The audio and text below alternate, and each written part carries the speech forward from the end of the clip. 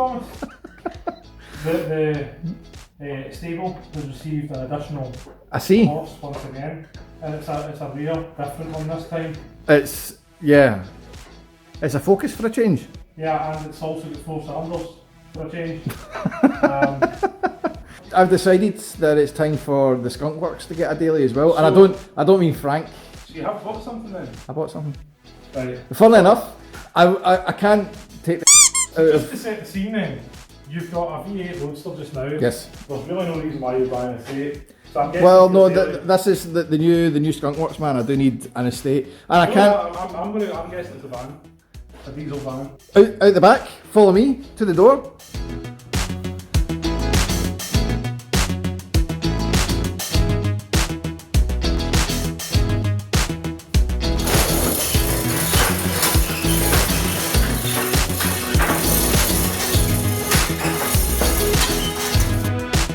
It's not a van.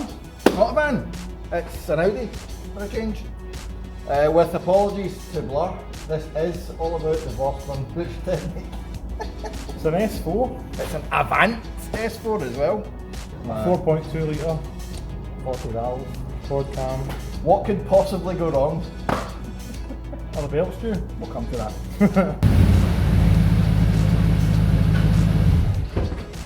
It's a bit rough on the edges, I'll give you that. Is it black or grey? It's black. Because it's an interesting colour, isn't it? No, it is. It's black with a grey metal flake pedal to it. Okay. So it's called ebony black. I'm sure there's a colour code that sounds erotic. Very perfectionists will know about. So back to my original question. The things that turn the cams, what's the situation with them? It's 140,000 miles with absolutely no history of a change. It's what, 15 years old? Well overdue. Then it's credit though. You fire it up and it's just the faintest of rattles and then it's gone. Okay. So yeah, it's due but it's not urgent. It's going to be urgent. It's funny the difference in size between this and the V8 and Trevor. Aye. Because the V8 and Trevor has got like push rods and a single header. Yeah, there is more going on in this third of the engine than an entirety of Trev. 40 valves, man. 40 valves. Only Audi could go, you know what, 32 just doesn't seem like round enough a number. To be fair, they were hard about 5 valves per cylinder back in this era, mate. 331 ponies. How much horsepower does Trevor's V8 make? Well, by the time the map's completed, it'll be still less than that. That's amazing. And there's a lot less. The thing is, by today's standards, that's abysmal. I know. 330 horsepower from a V8 is pathetic by today's The delivery is, however, nothing like Trev. It's very smooth, very progressive. It's almost, some might say, slow by today's standards because there's a lot of weight. I would imagine Trev would abolish it in a straight line blast as well. Yeah. So yeah, as we were saying, the two of us without talking. Yeah. I've just got 2 black estate cars. Yeah. And near enough similar performance levels. They're very, frighteningly very similar actually, because all things considered, they're probably about the same pace. Let's just go hoon around. Good day for it. Out in Tommy's wagon. Makes some noise. Quite a lot of noise actually.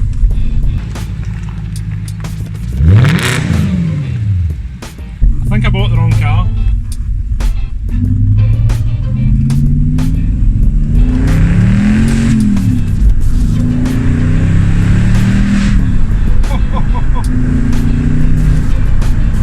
What a sensational noise.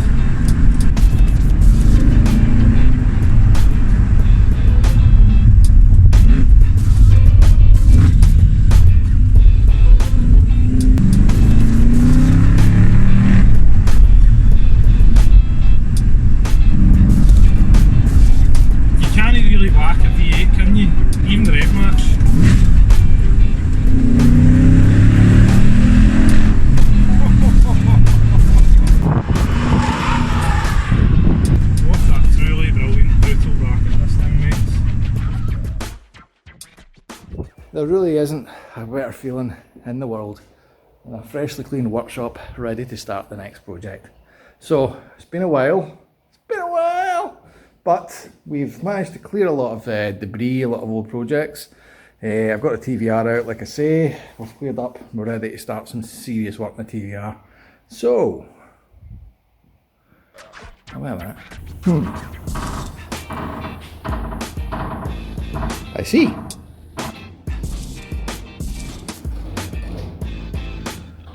It's like the worst birth known to man.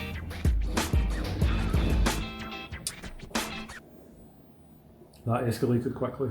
What? Are we doing a twin engine project? A la Yeah, Project Up for max power? The good thing about the boot being so big is that we can sort of cut it out and shoehorn this in at the back and run it like a, you know, the MTM TT for years gone by. I think they put 2 VR6s in it. It's just the way to go, mate. It's not a strong engine. So if you put 2 of them, then that's redundancy. For the IT geeks out there, it's raid 1 of engines. I see, for the mechanic geeks, that's twice the problems. Aye. What's actually happened here is cylinder number 1 has decided not to have compression anymore because the piston ring is now in pieces all around the engine. That's went well. That has gone well. You still feel that the S4 was the car that you should have bought? I feel that neither of them, the car either of us should have bought, let's be honest. Yours ended up in bits, getting destroyed. Yeah, let me take the guided tour of where we got to with the S4. So that's what's left of the interior, and that at the far corner's the gearbox. So the rest of the car. So yeah, things have gone well really with our 2 estates that we bought at the same time. Yeah. So what we would tell any of our viewers up to this point is, if you're wanting to get a nice black fast estate, don't. And pivotally, seeing you're buying a car, if you Google and there's common problems, they're common. Aye, you're not going to be the exception to the rule. They might happen to you.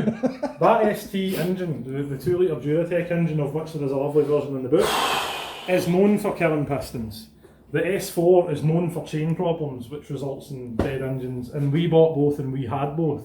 So what we're doing is we're fixing this, we're going to make it lovely, going to make it run, and then it's getting driven straight to the nearest dealership that has something I want, which pivotally doesn't have any common problems. Is it going to have more than 4 cylinders? A la That's an absolute guarantee. every single time that you've talked about cars. I assure you, the next car will have 6 cylinders. They'll either be arranged in a V or they'll be arranged in a line, but one way or another, and it'll be reliable. Well, that's the engine out, which I'm sad to say is the new one that was in the boot, and not the old one, which is still very much welded in your engine bay. It is, mate, yes, a lot of work ahead. So this will be where this big black coffin herder lives for the next wee while. Right, so game plan.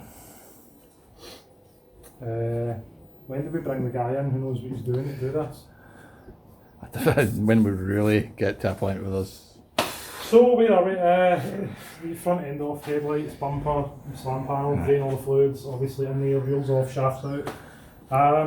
Oh, that's right. Can you take your centre caps out without taking the wheels off? What's it with you Ford boys? I probably could, but I'd scratch it to pieces. Nah, let's not bother. I'll just take the wheels off. It'll give us better access anyway. Okay. Get it up in the air, get it in axle stands, and just start ripping bits out until all of it's gone. Yeah. That's the plan. I like the sound of that. I wonder how long I can stand here and film before you go, here, gonna just geese a hand, mate. So I take it this is obviously like forged and high power and all singing, all dancing, and No, it isn't any of that. no, we're truly done with this. We should actually let's wrap up. So in your tenure with this car, because obviously it's getting an engine shoved in it and then it's getting put up for adoption. What have we done? So we installed a hatchback exhaust, which was quite an achievement. So how did we do that? We made custom hangers. Tommy made custom hangers. Extension pipes, and it otherwise fit, just to bring the pipes out to the right length. It came with an intake on it. We fitted a Puma Speed Stage 3 intercooler. Well, we'll see that, I'm sure, in the due course of time. It was mapped, it was powerful, it was oomphy. That was about it. I mean, maintenance, there was a lot of maintenance. There was a leak for the roof that took us days to solve, with a lot of silicon and various complaints to the dealership I got it from.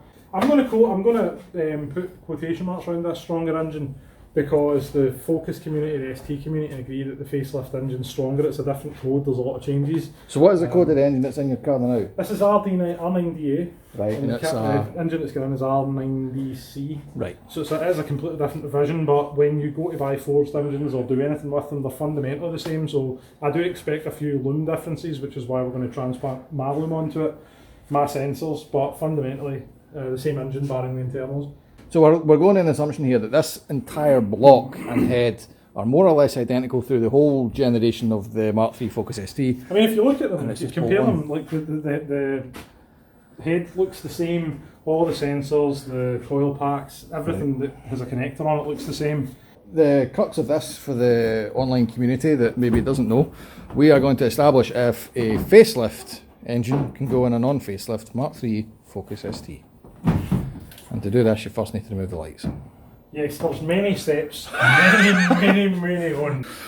So, Progress has been made. Well, do you mind how we said we were going to put all the bolts back in at this point? aye. So, in our effort to try and make this car worth something when it's finished, we're trying to keep all the bolts in the right place. And we so far haven't really at all. But this is what a Mark III Focus looks like with the front end removed. Now, probably quite hard to demonstrate this, especially with mechanical holders fat arse in the way. As you can see, the only way to really do this effectively is to take the front end off. Now, we had concerns that we were going to have fun splitting the shafts off in this, because on the Mark II or any other Focus, you need to take these off, obviously, to take the engine out, and they don't come off well. However, we have a clear route, which is glorious. So the engine and box is just going to come straight at the front. And we ain't bothering with anything else. I'm not just going to go in and out with the shafts attached. So now all we need to do, Jesus man, it's like working in a bloody forest, is what I like to call the line of sight. Now we can quite clearly see everything to do with the engine. So we're going to just go around all four corners and make sure we can see daylight. So what I want to be left with at the end of this is 3 mounts holding this in. So anything that's loom has to be going one side or the other, and we're just going to literally do a daylight scan. Once we've only got the 3 mounts left, we can suspend it, pull the lot out. So naturally we've got lots and lots of things to deal with. We've just took the shifter linkages off. We have to disconnect the clutch next, then we're going to have to do the fuel lines, do a full scan of the loom, make sure all that's off. We'll probably need to deal with the exhaust as well, disconnect that, and then take the drive shafts off of the hubs, and hopefully, that'll be it. Power steering. We address the power steering as well, because I'm going to imagine that's... There's no power steering, it's electric. Is it electric? Yeah. Ah, badass. So that's going to be easy. And yeah, after that it should just come completely forward with absolutely no dramas, he said, with pure conviction. But there's a really important piece that we're handling right now, which is that a man's on the way with pizzas. Indeed, indeed. Yes, we've made good progress so far. It has been a bit of a battle. You four for using these. Aye, these little clips can burn in hell. They never come out right. They're absolutely useless, and they're in literally everything. But other than that, it's been relatively successful so far. We haven't ruined anything, which is good. So here's hoping it all goes Well, right. we have ruined something. We've ruined the car in the first place. Oh well, aye, that was just a given, and I became the owner of it, to be fair. So mind how 5 hours ago we were positive. Aye. It's being challenged now. As anticipated, the drive shaft simply would not come off. So, yeah, talk us through this, big man. Bolt here comes off, CV joint comes out, drive shaft obviously as part of. In a normal world. In a normal world, that is not what happened. There was absolutely no chance this was coming out. So simplest solution was to just bring the entire lot out. So broke off the ball joint, disconnected the shock. That took 5 minutes. No. That took considerably longer than 5 minutes. It's been 84 and what's really cool years. is that this was held together by cable ties, which was awesome, and Tommy was wondering why he managed to break it, but he didn't, because it had already been broken, so that's cool. So yeah, the discs are off, calipers are off, the whole lot's out. Then we had to fight the fuel pump, because Ford used some stupid proprietary this sleeve fitment thing, which is just a complete and utter arse pain. You'll need a toot there, BBC 2. But it's off now, thanks to Tommy's persistence. That was really, he got to do with me. I made the coffee. I haven't even made coffee. Do you want the coffee? No, because your milk doesn't just. Your soy milk's just soy milk. But it curdles. Like, it's been the biggest disappointment of all this is the milk, if I'm being honest. We're at one of these pivotal points now where we just take stock of our lives, think about where it all went wrong, and then wish we'd taken up golf. No, I'm sorry. I'd rather do this than touch a golf stick or cue club. Right, I'd rather lean at that as well. It's, so yeah, we're now going to suspend the engine. That's kind of where we're at. So it's time to lash it up, take the tension off of the 2 remaining mounts that we've got. See how it's going to lie, see what way it's going to tilt. Obviously we've not even another problem. We didn't get the downpipe off of the turbo because it's heat cycled so often. Yeah, but we're not even going to see that. So we've had to break it from where the downpipe meets the centre section. Which you can see none of, so it's really cool. I'm filming the bottom of the car here. But aye. So what we're going to have to do is take the whole lot out with the downpipe through past the subframe, which will be fun. Well, I'd love to say that was painless, but it really wasn't. Avid viewers will note the complete lack of hubs remaining in the car because the splines are completely seized between the shaft and the hub, and I didn't want to go battling and take a bearing with it. So, in the interest of making life easy, it's come out with all of the shafts in place. Other points to note, it's come out with the downpipe in place, but we are alright in that. This little wouldn't move, and obviously the access for underneath was really tight, so we've got it off and we just gunned it. It was just a case of heat cycling too much. So that's off, so we'll get all this off, that's fine, whatever. Other points to note, nothing really. I mean, it came off with little to no drama. Obviously we've had to take the ECU out, but there's a new ECU, so we're going to have to do some loom changes to retain this ECU, I think. But that is what it is. But it's out. It's out. 5 hours, given the challenges with the hubs. Not bad at all. Yeah, it could have been easier, but it could have been a lot worse. The classic, what did we forget? After me telling the big man like 3 or 4 times, I still managed to forget to remove the this guy, the vac pipe. I actually did, in fairness, pull the pin out and then completely forget to remove the fitting, so we were on obviously stretchy deadlines because the engine was half out, so I just took it all off. Good progress for day Uno. Tomorrow the challenges come with refitting of the bits from my engine, Lumen Co. I mean, like I keep telling you this, go and actually subscribe for Christ's sake.